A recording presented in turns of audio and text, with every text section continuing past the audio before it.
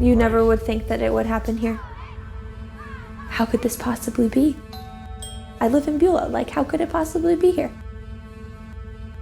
And then all of a sudden you start learning and being educated, and then you start seeing it. I've received calls from the Bureau of Criminal Investigation and says we need to visit with one of your students because we believe that they have been exploited at some point.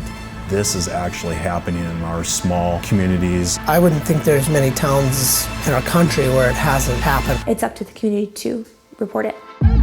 Sometimes we live in a bubble. Crime has changed. If I had to guess 30 years ago of issues that we would have in the police department or in law enforcement that are overwhelming, I would never have picked internet's crimes against children, human trafficking. Truly the victims, some never do recover. Human trafficking at its core is the devaluation of a person. It's saying that you aren't worth anything more than just a product to be sold. Predators on the internet, they already know what they're going to say. So it'll start off pretty innocent. After a while, they're asking for pictures of nudity. Then they start making threats or saying, if you don't continue to give me what I want, whether it's funds generally in a male's case or continued supply of sexual imagery in a female's case, then they say, well, I'm gonna send this to everybody you know, and everyone's gonna know you sent me this kind of picture. It can be really difficult to identify.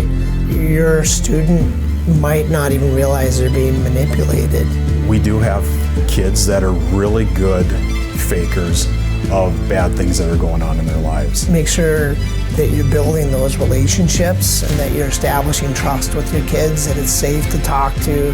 They try to shield or pretend or try to blend into what they think might be a normal or a perfect society. So if you see anything that changes in a person dramatically, something's going on with that person, and you should really check into it. You see that there's labor kinds of trafficking as well. The majority of the labor trafficking cases are people who were brought here legally, and then their employers actually control their documents and then control how they live, their wages. They don't have the chance or the opportunity to go to a different position because all of their documents are being controlled. Labor trafficking happens as well in North Dakota. You really get the heartstrings pulled because you know that the student would not have done the things that they did unless they were tricked. Your feelings are what sets you up throughout your whole life. All that, is affected by these crimes. The crimes that we're talking about today, they're horrible crimes, but protecting yourself against it. And so often people are like, well, if I take the time to know about it, I'm just wasting my time. Are you wasting your time if it could happen to you?